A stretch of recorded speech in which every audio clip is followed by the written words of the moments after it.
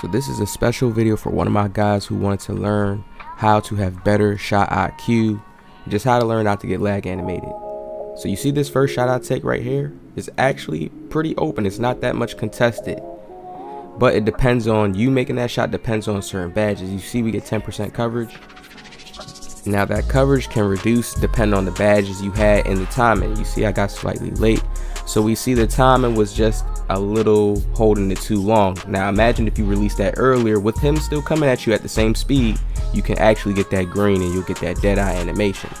Now you have to have badges stacked at this time. Now remember, we were in the beginning of the game with that shot, so at that point in the beginning of the game, yeah, that's kind of more of not that's a risky shot. Could it drop? Yes, it could. It's just all about the timing. So this is what we have to start learning about the shot selection with some of our shots. It's just about our timing and how we're taking them, depending on how the defender's coming at us. Now you see that little escape right there to the nice little midi. We're gonna give you guys the jump shot and let you guys know what the jump shot is to be hitting shots like this. Now we're using LeBron James, like look, 40%, 60. Now this is a small forward build. That's a 6'8" height. Now when you get taller, the jump shot releases change, like when you dribble and you stop, and because of the stamina. So we come with a fast jump shot right here. This is very fast. It looks kind of like strong because we got that LeBron James release to it, but it's very, very fast and quick off of dribble moves. Look at this escape. This is the tight escape. We don't put the ball down at all. He's still right there. Like look how close he is. Hot spots everywhere on this build. High midi, 83 ball. The 3-ball max is out at 80. So we're really playing like a real LeBron James build on this build. This is one of my, he ain't chosen 5, but this is one of the builds. This is one of the builds that I definitely use, and he goes crazy. I got videos coming from him soon. If the people make him chosen 5, then hey, that's the people make him that. Now having hot spots everywhere, it just makes it easier to shoot. All the badges and stats that we have together is gonna stack together. Now look at this shot right here. Will we say this is another bad shot? It just depends on the badges. We get the space, but what we do here is we shoot too late. Again, we hold it too long instead of just letting it go lighter. You know, in that case, we shoot the shot slower because I'm waiting for the animation to finish. Sometimes you do have to wait for the animation to finish, or you're gonna take a kind of off balance shot. So this is why certain badges like rhythm shooter is good to have high there. If I would have had it a little bit higher than bronze, then you get less animated on those rhythm shooter shots, those size up shots like that I try to hit them with. Now look at this teardropper in the paint, just with fast switch. This is just pulling back on the stick before you get too close. Look at this, there's too many people in the paint. You gotta really sometimes size that up and know what's good to go or not. 7% coverage. We got more gems coming on the teardroppers. I know I gotta add that in. More things that people don't even know about it, like certain shooting badges work for the teardropper. Like we got stuff coming soon. Now you see fast switch only pops up there. You see the time and coverage not announced, so you know it's a teardropper. I just took the badge off for a little bit on him to run some different finishing badges, and then not even on just the size up alone, because we could have got this shot off. That's what people need to realize. Look at it. I create the space. I just take too long to shoot after creating the space. Now that's because sometimes when you don't have rhythm shooter on high, gold or not, you'll get animated. That's why I call it a lag animation, meaning you'll just get a bad release point on the shot and sometimes it can just throw it off.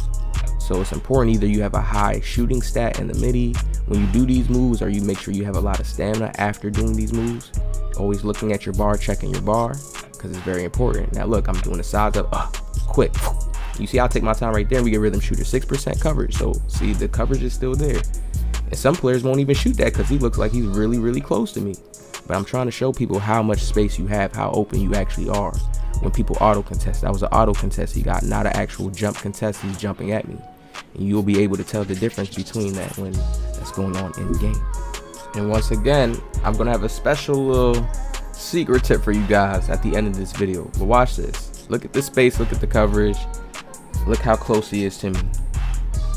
6%. People don't shoot that. I tell people you got to start shooting those more, shooting stuff like this more, because he's late contestant, his hands is down, shoot the ball. But since, you know, the only time when somebody is going to really be crazy to you in that situation is if they have Intimidator Hall of Fame and he's a big man. 9 times out of 10, it's just about how quick you shoot that ball, how quick you get it off. So let's watch this. This is about animation right here. Now players ask me, yo, how do I stop getting animated off of the catch and shoot? Look at how I'm catching the ball. Pay attention to how that looked like the ball almost came out of my hands. And I only have glue hands on bronze. That's why. But I've learned over time how to catch, animate it, and still shoot. It's like natural to me now. It's comfortable. But you can reduce this by upping the badge called glue hands. Now, what does glue hands do? It reduces this right here. That little, oh, I'm taking forever to catch the ball and bring it in to my chest so I can just hurry up and shoot it. And it's giving times for the CPU to get time. I mean, not the CPU, but the players on the court. Damn, I'm calling them robots. But the players on the court's time to come and catch up and contest me. It reduces all that. Now, how do you shoot? If you don't want to run glue hands high, you want to be like me and run it on bronze, you got to let that animation play out. You see how I let it play out? I let him take his time and catch it and bring it in and then shoot it really fast because we got this super fast jump shot on. Then look, we go to the nice MIDI right here. This another shot selection that people need to add into their bag and learn. When it's like you trying to get this last point, everybody's going to be crowding the paint. Look at that. 2 people jump in the paint. You see that? Then I got a guy behind me. So we're just going to stop right here and pull this MIDI. Don't give them no time to react. They will react to it, but it'll be late by that time. Pay attention to the play. Look at everybody jumping in the paint, crowding the paint. They don't want that 2 to go off. That's always going to be like that on the last point, whether it's tied up or whether you guys got the last point. You can just go take that nice little MIDI that everybody sleeps on right there.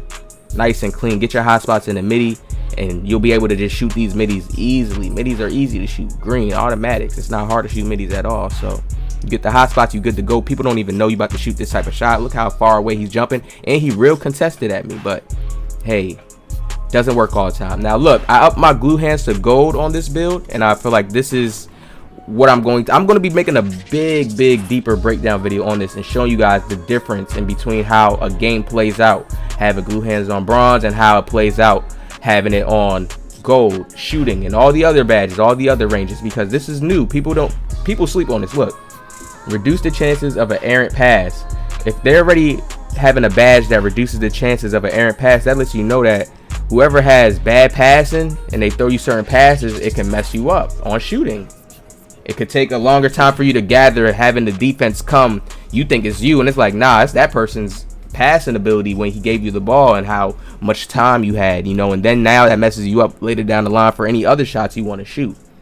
So you guys got to understand, I told you guys 2K was going to that real life basketball, that IRL basketball. These badges let you know that they are. Look, glue hands. Just a badge that helps you catch the ball better and make faster movements out of catching the ball better. Look, while improving the ability to both catch tough passes, so you'll be able to catch all the tough passes, even if it's a bad pass. That's what tough passes are sometimes. And even some of the fast ones, even a good pass sometimes can be a tough pass. So if somebody throws you a flashy, like, think about it. Now look, and quickly make the next move. So a pass to drive, a pass to a bad catch to you just going into a dribble move. All this is very deep. And I got more breakdown videos coming on. But this right here is just a little gem to leave you off with. This will help you shoot your catch and shoot shots better, okay? Your catch and shoot shots, your catch the ball and dribble to the side and shoot. This will help it become more smooth. Hit that like button down. Subscribe. Positive vibe.